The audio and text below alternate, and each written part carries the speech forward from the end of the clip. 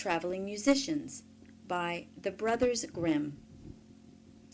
An honest farmer had once an ass that had been a faithful servant to him a great many years, but was now growing old, and every day more and more unfit for work.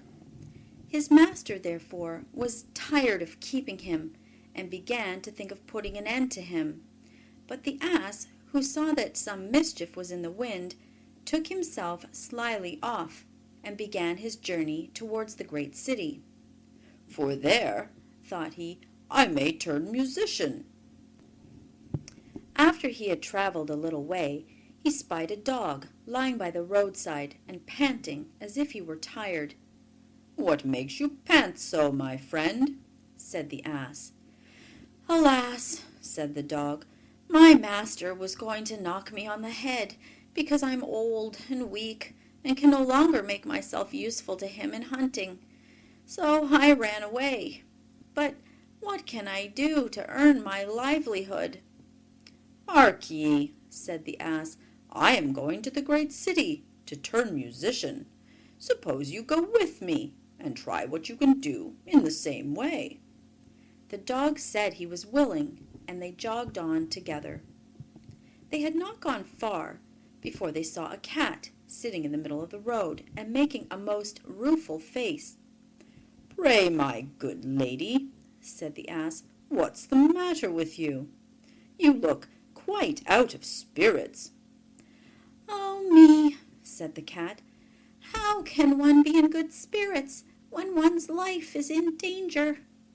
Because I'm beginning to grow old, and had rather lie at my ease by the fire than run about the house after the mice, my mistress laid hold of me and was going to drown me. And though I have been lucky enough to get away from her, I do not know what I am to live upon."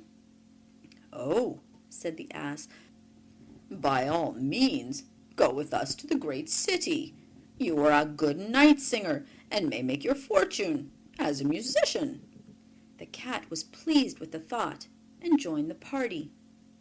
Soon afterwards, as they were passing by a farmyard, they saw a cock perched upon a gate and screaming out with all his might and main. "Bravo!" said the ass. "Upon my word, you make a famous noise. Pray, what is all this about?"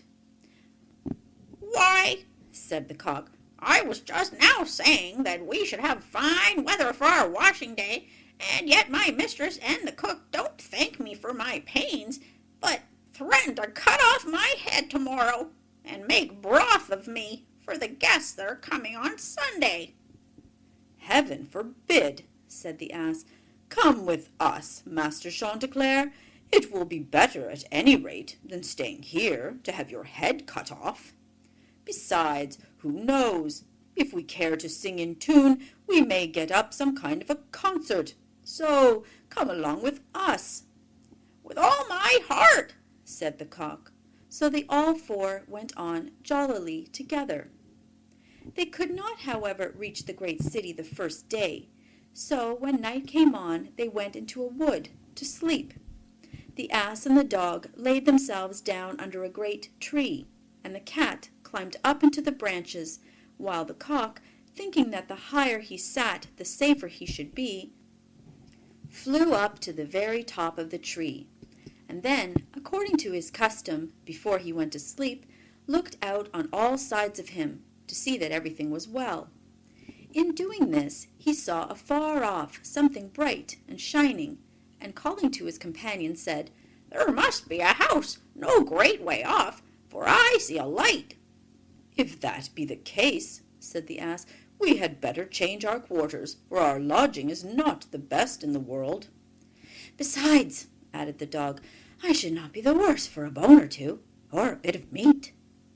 So they walked off together towards the spot where Chanticleer had seen the light, and as they drew near it became larger and brighter, till they at last came close to a house in which a gang of robbers lived. The ass, being the tallest of the company, marched up to the window and peeped in. "Well, donkey," said Chanticleer, "what do you see?" "What do I see?" replied the ass. "Why, I see a table spread with all kinds of good things, and robbers sitting round it making merry." "That would be a noble lodging for us," said the cock. "Yes," said the ass, "if we could only get in." So they consulted together how they should contrive to get the robbers out, and at last they hit upon a plan. The ass placed himself upright on his hind legs, with his forefeet resting against the window. The dog got upon his back. The cat scrambled up to the dog's shoulders, and the cock flew up and sat upon the cat's head. When all was ready, a signal was given, and they began their music. The ass brayed, "Hee-haw!" The dog barked, "Ruff, ruff!" The cat mewed, "Meow!" And the cock screamed, "Arr, arr, arr!"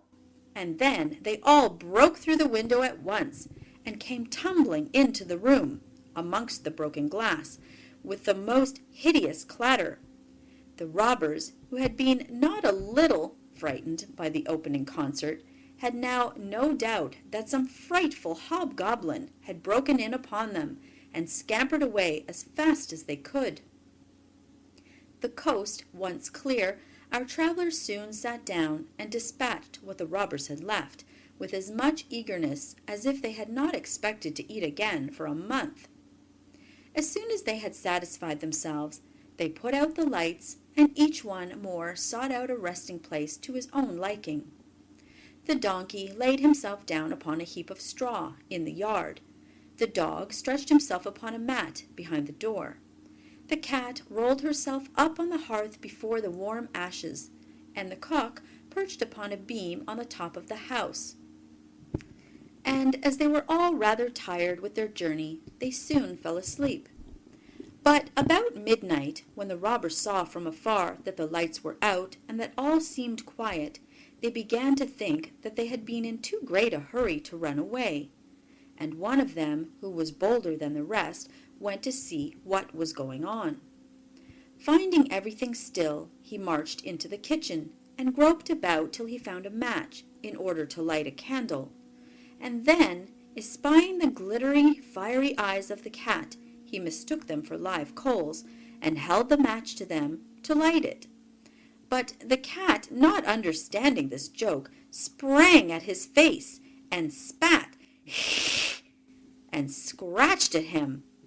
This frightened him dreadfully, and away he ran to the back door. But there the dog jumped up and bit him in the leg, and as he was crossing over the yard, the ass kicked him, and the cock, who had been awakened by the noise, crowed with all his might. At this the robber ran back as fast as he could to his comrades, and told the captain how a horrid witch had gotten into the house, and had spat at him, and scratched his face with her long bony fingers, how a man with a knife in his hand had hidden himself behind the door and stabbed him in the leg, how a black monster stood in the yard and struck him with a club, and how the devil had sat upon the top of the house and cried out, "Throw the rascal up here!"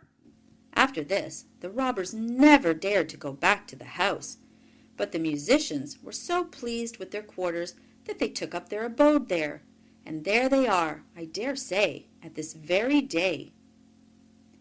End of The Traveling Musicians.